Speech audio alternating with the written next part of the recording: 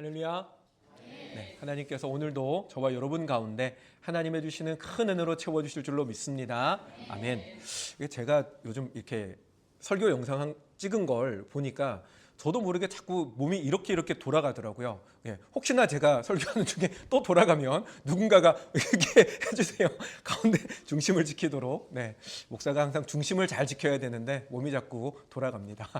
자, 오늘은 구원에 대한 이야기로 좀 말씀을 시작을 해보려고 합니다. 여러분, 예수 믿는 사람들을 가리키는 명칭들이 여러 가지가 있어요. 교회를 다닌다라고 해서 교인이라고 부르기도 하고요. 또 거룩한 무리다, 조금 좋게 얘기를 해주면 거룩한 무리다라고 하는 의미에서 성도라고 하는 말을 쓰기도 합니다. 옛날에는 예수 믿는 사람들 좀 비하하는 의미로 썼던 말들이 있죠. 예수쟁이라고 하는 그와 같은 표현들도 있었는데, 성경적으로 볼 때 예수 믿는 사람들을 가리키는 공식적인 명칭이라고 한다면 그리스도인이라고 하는 그 명칭이 있습니다. 안디옥에서부터 예수 믿는 사람들을 가리켜서 그리스도인이라고 부르기 시작했다라고 사도행전에 기록을 하고 있는데, 여러분이 그리스도인이라고 하는 말의 의미가 뭡니까? 이 말의 의미는 예수를 그리스도로 믿는 사람들이라는 의미이고요. 예수를 그리스도로 믿는다라고 하는 말은 예수가 곧 구원자다, 예수님이 곧 우리의 구원자다라고 하는 것을 믿는 사람들을 그리스도인이라고 이야기를 합니다. 그렇기 때문에 이 그리스도인들이 가지는 가장 큰 특징 가운데 하나를 꼽으라면 그리스도인은 구원받은 사람들이다라고 이야기할 수 있을 것입니다. 그렇죠, 여러분? 그리스도인은 구원받은 사람들, 다르게 얘기하면 구원을 가진 사람들, 구원이 있는 사람들이라고 표현할 수가 있을 것입니다. 그런 의미에서 여러분은 구원이 있으십니까? 여러분 구원 받으셨습니까? 네. 또 이렇게 질문해 볼게요.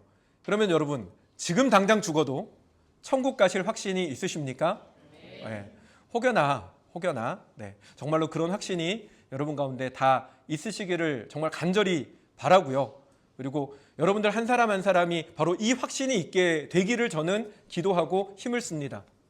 혹 여러분들 가운데 이와 같은 확신이 혹여나 흔들리시는 분이 있으실 수 있지만, 그럼에도 불구하고 저는 더 간절하게 그런 여러분들을 위해서 기도하는데요. 요즘 들어서 워낙 사건 사고들이 많고 또 최근에 있었던 그 비행기 사고 같은 부분들을 또 보면서, 그리고 정말 그 믿음에 대한 부분들이 연약한 상태로 갑작스럽게 세상을 떠나는 분들을 바라보면서 제 마음에 좀 그런 더 간절함이 좀 생겨났어요. 정말로 우리 성도들에게 구원에 대한 분명한 확신이 있으셔야겠고, 그 확신을 정말 더 간절히 기도해야겠고 심어야겠다라고 하는 생각을 참 많이 해보게 됩니다. 그래서 저도 물론 여러분들을 위해서 기도하겠지만, 혹여나 여러분들 가운데 또 함께 구원의 분명한 확신 가운데 거하시는 분들이라면 그 구원의 분명한 확신을 위해서 더 간절히 함께 기도해 주시는 여러분들이 되셨으면 좋겠습니다. 아니, 그렇게 하십시오. 우리 가운데 믿음이 연약한 자들을 위해서 무엇보다 더 간절하게 기도하십시오. 그리고 여러분, 우리가 기도할 때 여러분 이 믿음의 확신을 가지고 기도하십시오. 하나님은 우리의 기도를 들으신다는 분명한 확신을 가지고 기도하셔야 합니다. 기도에 대해서 제가 예전에 한참 많이 강의한 적이 있는데, 기도는 여러분 내가 기도하려고 하는 마음이 생겨서 기도하는 게 절대 아닙니다. 기도는요, 어떤 원리냐면 하나님께서 마음을 먹으시고 하나님께서 이루고자 하시는 마음의 확신을 가지시고 사람의 마음 가운데 기도할 마음을 심으십니다. 하나님이 먼저 마음을 먹으시고 기도할 마음을 사람 마음에 심으셨기 때문에 성도의 기도는 이루어지는 것입니다. 그러므로 여러분이 누군가를 위해서, 구원을 위해서, 누군가의 영혼 구원을 위해서 기도하신다면 그 기도는 반드시 이루어집니다. 왜요? 하나님이 이미 그렇게 마음을 먹으셨기 때문이죠. 그러므로 여러분들의 눈에 당장 뭔가 되어지지 않는 것 같아도, 여러분들이 바라볼 때 이만큼 기도했음에도 불구하고 어떤 변화도 없는 것 같아도, 그러나 여러분의 시선을, 여러분의 감각을, 여러분의 판단을 믿지 마시고 기도는 하나님이 먼저 시작하신 것이다 라고 하는 사실을 믿으시고 포기하지 않고 끝까지 기도하는 우리 모두가 되어지기를 주님의 이름으로 축원합니다. 구원에 대해서 계속 얘기를 하고 있는데요. 여러분, 말씀드린 것처럼 구원은 하나님께서 우리에게 구원이라고 하는 건 예수 그리스도를 우리가 믿는 것이 이제 구원인데요. 네, 갑자기 말이 헷갈렸어요. 이렇게 또 하나 우리가 봐야 되는 건, 그러면 여러분 구원은 우리가 어떻게 받게 된 것입니까? 여러분, 우리가 구원받기 위해서 뭔가 한 것이 있을까요? 감추어진 것을 애쓰고 찾아내서, 그래서 내가 찾아서 발견해서 가진 것이 구원입니까? 아니면 성경을 많이 읽고 하나님 앞에서 어느 날 환상 중에 성경 테스트를 쳐서 수많은 성경 문제를 다 풀어서, 그래서 여러분 상으로 받은 것이 구원입니까? 아니면 뭔가 영성훈련을 열심히 해서 그래서 어느 정도의 경지에 이른 것이 구원입니까? 아니죠, 여러분. 구원을 위해서 오히려 애쓰신 분은 하나님이십니다. 하나님께서 우리를 위해서 그 아들을 내어주시는, 죽음의 자리에 아들을 내어주시는 하나님의 희생과 하나님의 뜻에 순종하여 모든 고난과 모욕과 수치를 다 당하시며 십자가의 고통을 감당하신 주님의 희생을 통해서 우리에게 주어진 것이 구원입니다. 그러므로 이걸 다르게 얘기를 하면, 구원은 우리가 얻은 것이 아니라, 이룬 것이 아니라, 구원은 우리가 하나님께 받은 것이죠. 그런데 여러분, 우리가 하나님께 구원을 받았다라고 얘기를 하기 때문에 동시에 우리에게 발생하는 것이 있는데, 그게 뭐냐면 구원을 받은 자는 구원을 주신 이에게 책임과 의무가 발생한다는 것입니다. 무엇보다 내가 얻은 구원이 그냥 주머니 속에 있는 것을 내어준 것이 아니라 하나님의 놀라운 희생과 그리스도의 생명을 통해서 우리에게 주어진 것이 구원이기에, 생명을 얻어 구원을 받은 자는 생명을 주신 자에 대한 책임과 의무, 어떤 책임과 의무? 그분의 뜻하심에 순종하며 따라갈 책임과 의무가 있다는 거죠.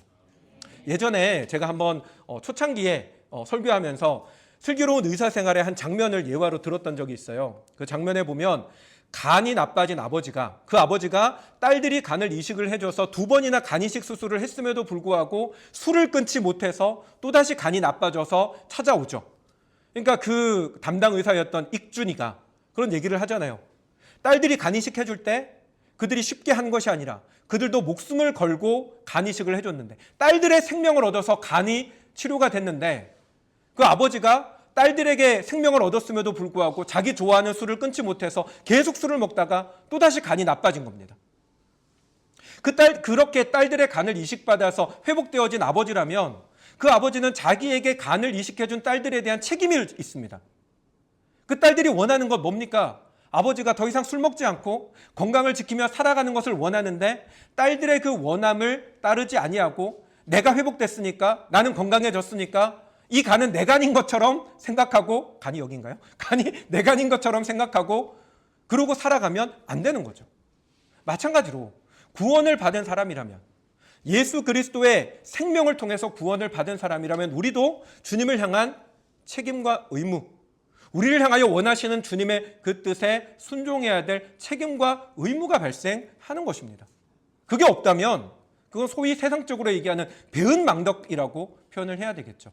그렇기 때문에 여러분, 구원은 끝이 아니라 시작이라고들 이야기를 하는 것입니다. 그런 말씀 들어보셨죠? 구원은 끝이 아닙니다. 구원은 새로운 시작입니다. 라고 하는 이야기가 왜 나오냐면, 구원, 그냥 죽지 않고 살아나는 것만을 목적으로 한다면 구원은 끝이겠지만, 그것이 완성이겠지만, 그러나 구원받은 자는, 생명을 얻어 구원을 받은 자는 생명을 주신 분의 뜻에 순종해야 하는 것이 책임과 의무로 주어지는 것이기에, 우리는 반드시 우리에게 생명을 주신 주님의 그 뜻을 따르며 살아가는 새로운 삶이 시작되어야 하기 때문에 구원은 시작이다, 끝이 아니라 시작이다 라고 이야기를 하는 것입니다. 오늘 본문 말씀을 시작하기 전에 이 말씀을 드리는 이유는, 오늘 본문의 말씀은 이와 같은 관점으로 좀 바라볼 필요가 있습니다.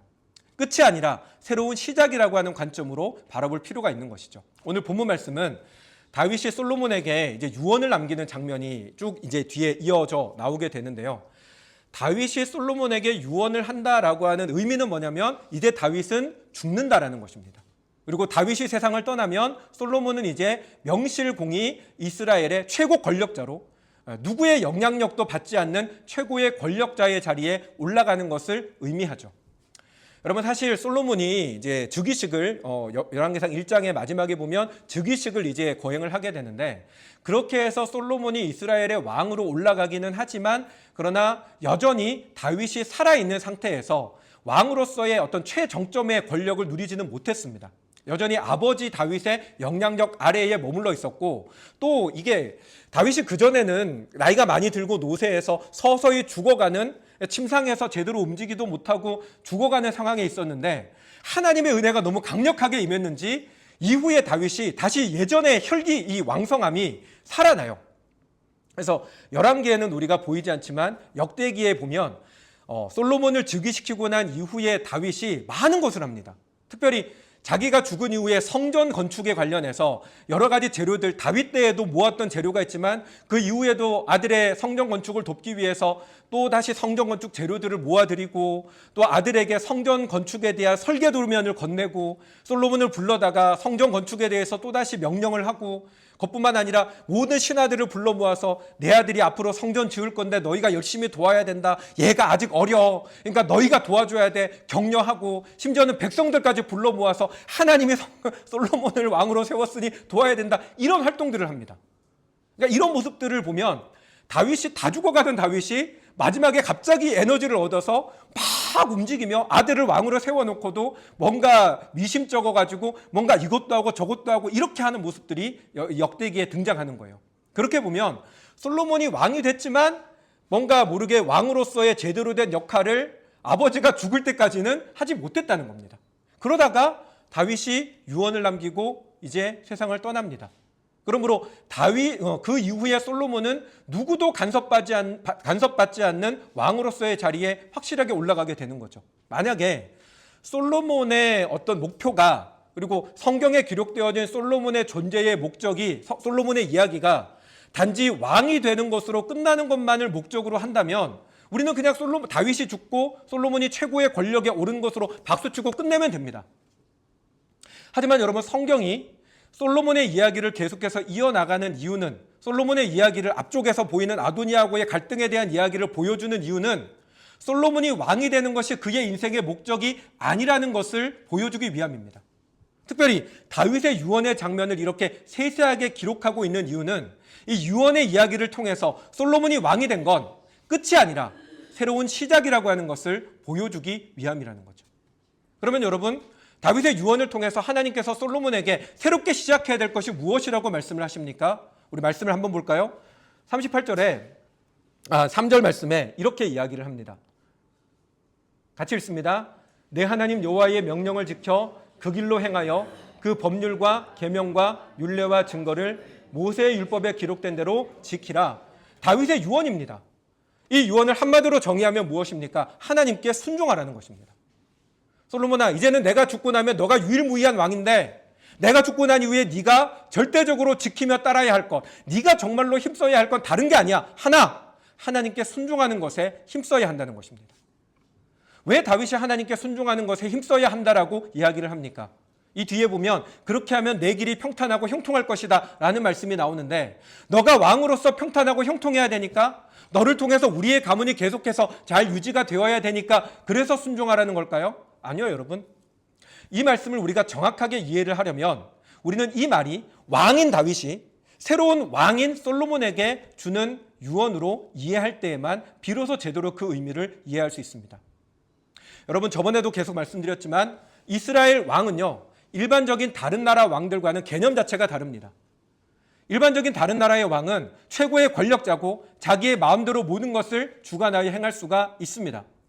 하지만 이스라엘 왕이 가지는 특징은요, 이스라엘 왕은 하나님의 대리자입니다.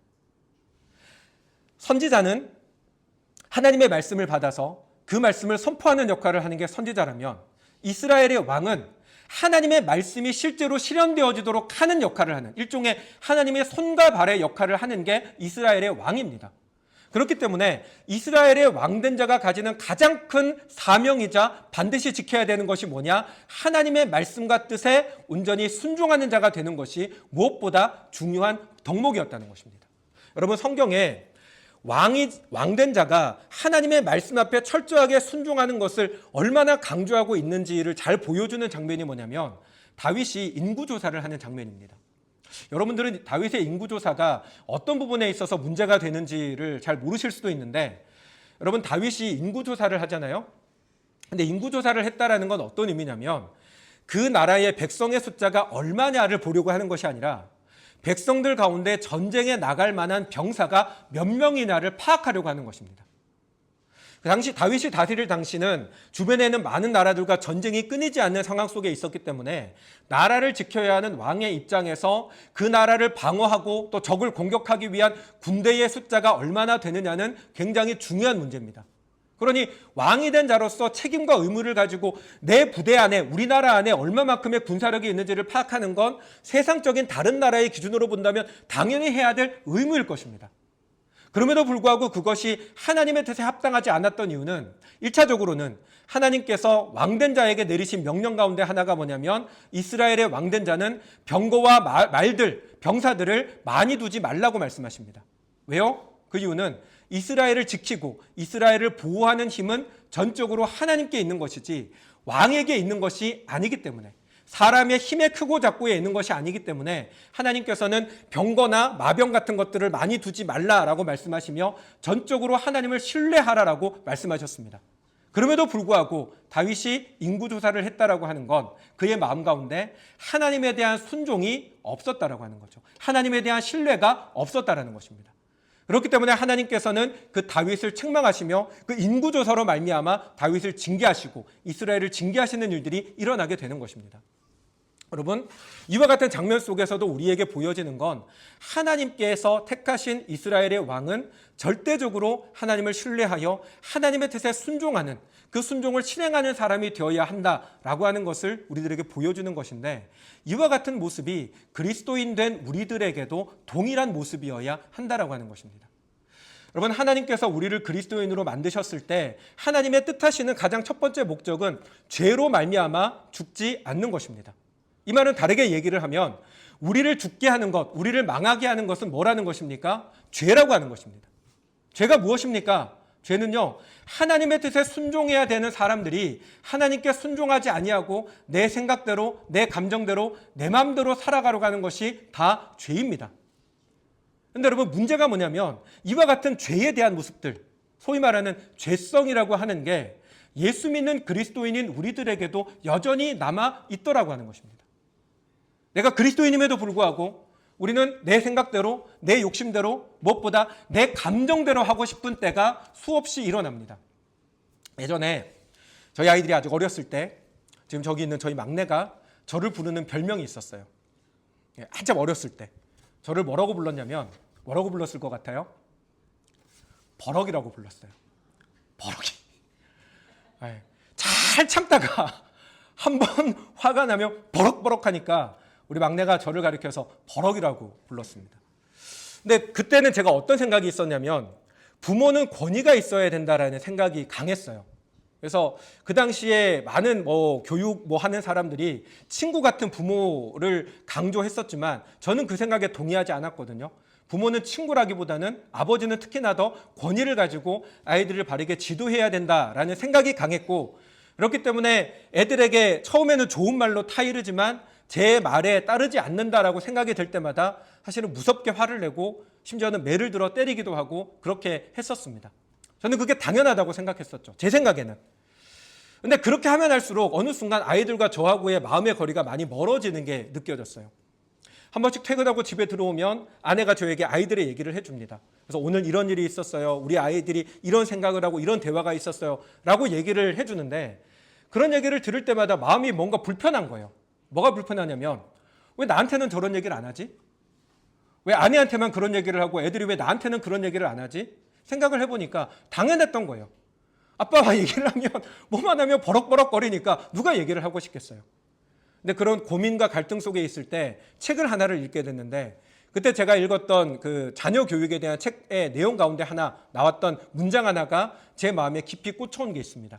그게 뭐냐면 권위에 대한 부분들을 다루는 항목이었는데 그 표지 화면에 그런 내용이 있었어요. 권위는 사려 깊음이다 라고 하는 문장이 있었습니다. 그리고 사려 깊음이라고 하는 걸 해석을 뭐라고 달아놨냐면 그렇게 할 수밖에 없는 것을 이해해 주는 것이 사려 깊음이다 라고 기록되어져 있었죠. 그 문장이 사실 저에게는 충격처럼 다가왔어요. 왜냐하면 저는 권위란 높은 곳에서 아이들의 길을 인도하고 지도하고 잘못된 건 혼을 내고 바로잡는 거라고 생각했는데 하나님이 말씀하시는 권위는 그게 아니라는 거예요. 하나님이 말씀하시는 권위는 너가 그렇게 행동할 수밖에 없었던 것을 이해해주고 배려해주고 기다려주는 것이 하나님의 권위라는 것입니다. 그 문장을 읽고 가만히 생각을 해보니 하나님 정말로 늘 그러셨어요.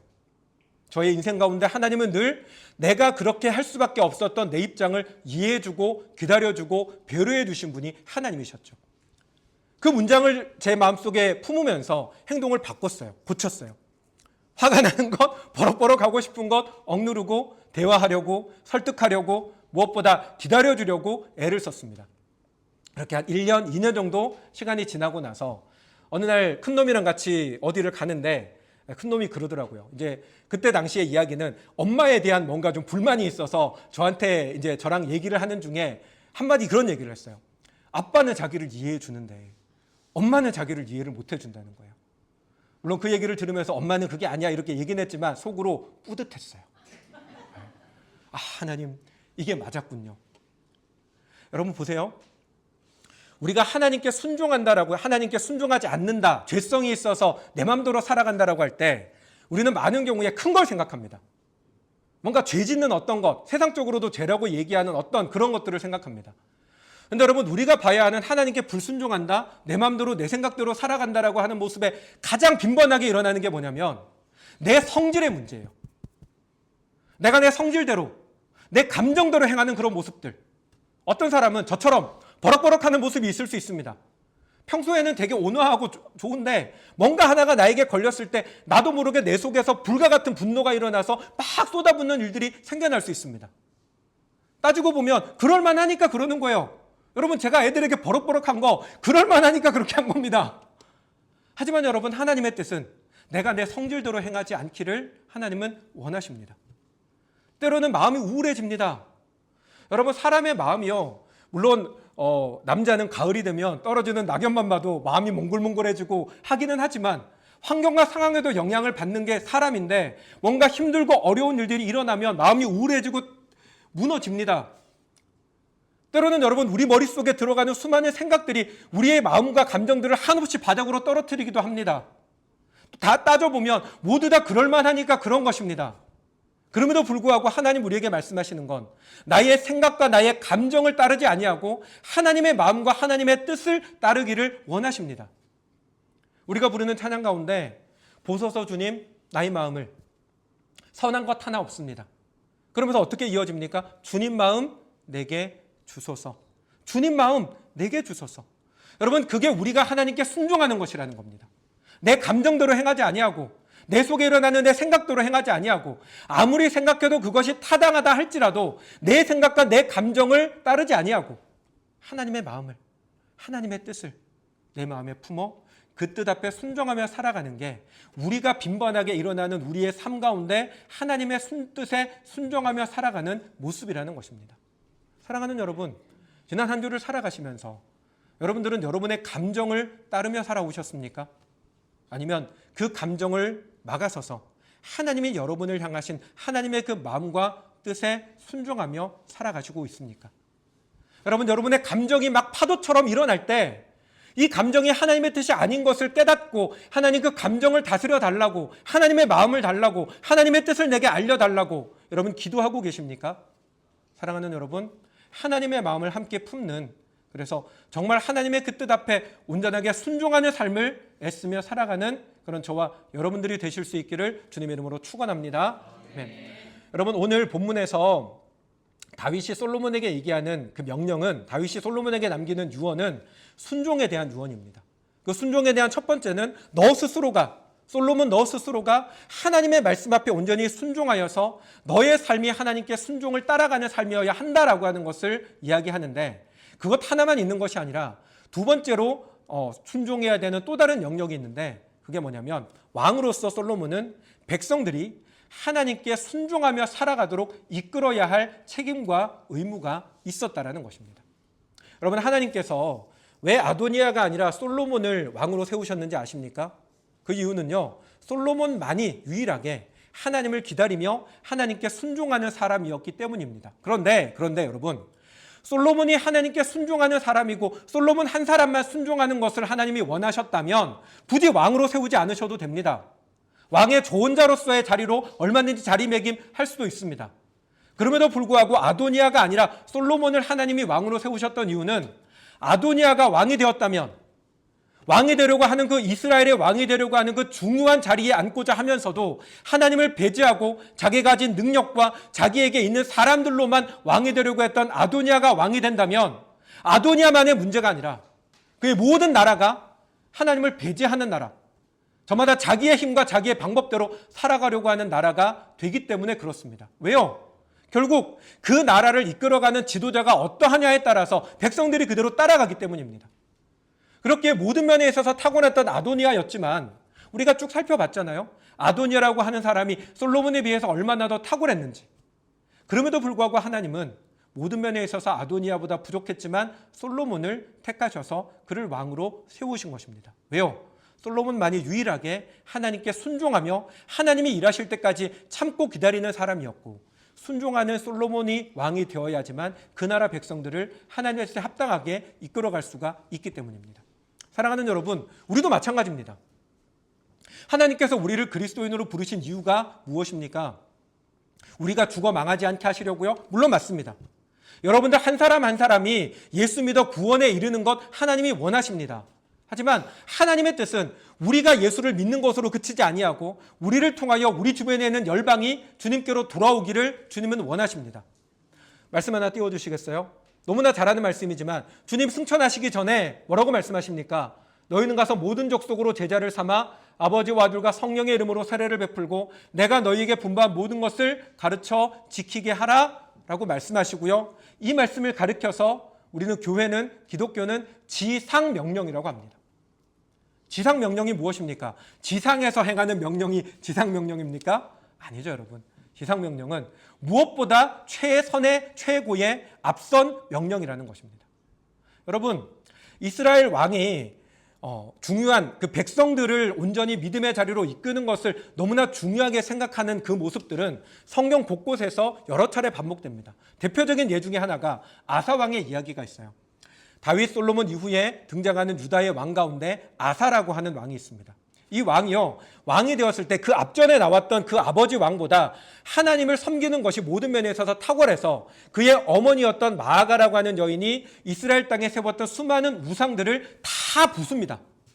우상을 다 부수고 이스라엘 땅에 하나님에 대한, 그 유다 땅에 하나님에 대한 신앙이 회복되어지도록 앞장섰던 사람이 아사였습니다. 그래서 성경의 아사에 대한 평가를 보면 아사가 마아가가 만들었던 우상을 멸하였다, 파괴했다라고 하며 그를 극도로 칭찬을 합니다. 그런데 한 가지 아사에 대해서 잘못되었다라고 이야기하는 것이 있는데 그게 뭐냐면 아사가 산당을 폐하지 아니하였다라고 하는 부분을 엄격하게 지적합니다. 여러분, 산당이라고 하는 게 뭐냐면 산당은 이스라엘 땅 안에 그 이스라엘이 가나안 땅에 들어오기 이전부터 그 땅에 살고 있었던 가나안 백성들이 산당이라고 하는 곳을 만들어서 곳곳에서, 그러니까 풀이 우거지고 나무가 조금만 우거진 곳이면 산당을 만들어서 그곳에서 바알과 아세라를 우상 숭배하는 일들을 하고 있었습니다. 근데 처음에 이스라엘 백성들이 가나안 땅에 들어와서 그들이 있는 성막이 있었던 그 실로라고 하는 곳까지는 거리가 머니까 사람들이 저마다 산당에다가 제단을 만들었어요. 그러니까 원래 가나안 사람들이 쓰던 제단을 그대로 활용해서 그곳에서 하나님께 예배하는 일들을 했다는 거죠. 가까운 거리에서 예배를 드리려고. 그런데 여러분, 그렇게 예배를 진행하면서 어떤 문제가 발생했냐면 제사장이 온전하게 모든 것들을 주관하지 않고 각 사람들이 임의대로 하나님 앞에 제사를 지내고 예배를 드리다 보니까 가나안 우상과 여호와 신앙이 짬뽕이 되어버립니다. 그래서 어떻게 되냐면 바알도 여호와고 아세라도 여호와고 여호와도 여호와가 돼버리는 거예요.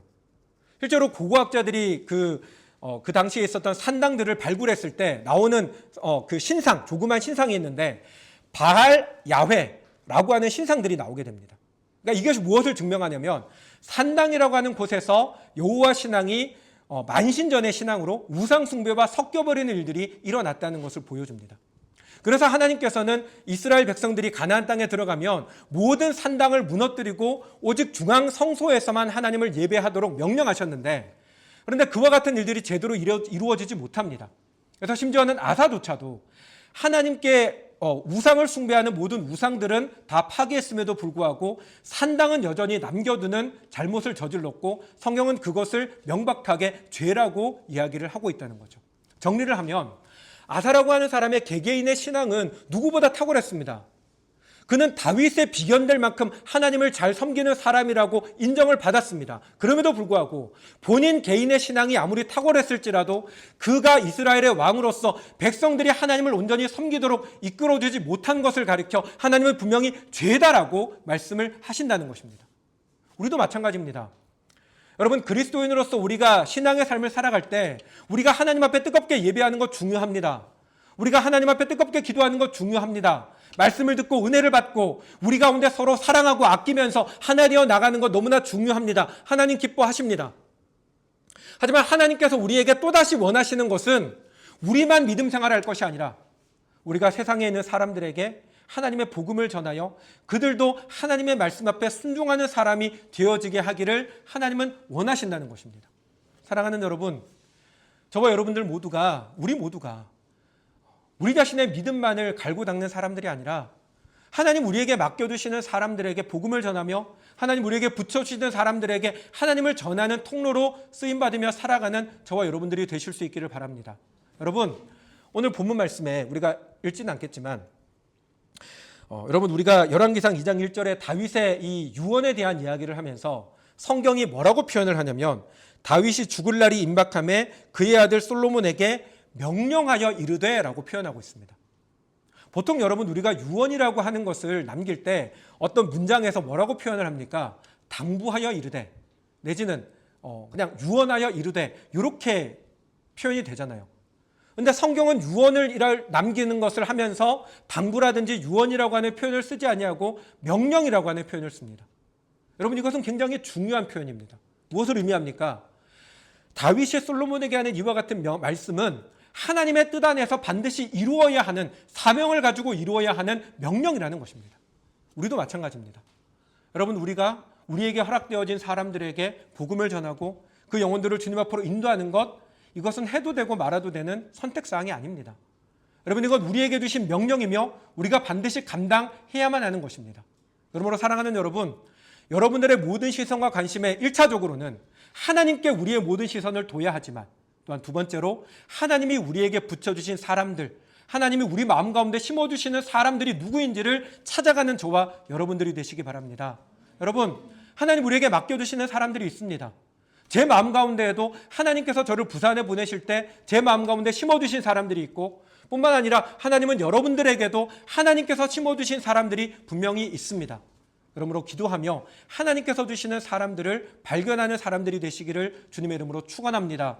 그리고 그를 통해서 우리가 그 영혼들을 위해서 기도를 심으며 나아갈 때 하나님께서 우리의 기도를 통해서 반드시 그 영혼을 주님 앞으로 인도해 주실 줄로 믿습니다. 그러므로 이 말씀을 기억하고 2025년 한 해 여러분 정말 하나님 우리에게 맡겨주신 사람들 주님 앞으로 인도하는 일에 우리가 더 열심으로 기도하며 나아가는 저와 여러분들이 되실 수 있기를 주님의 이름으로 축원합니다. 아멘. 함께 기도하겠습니다.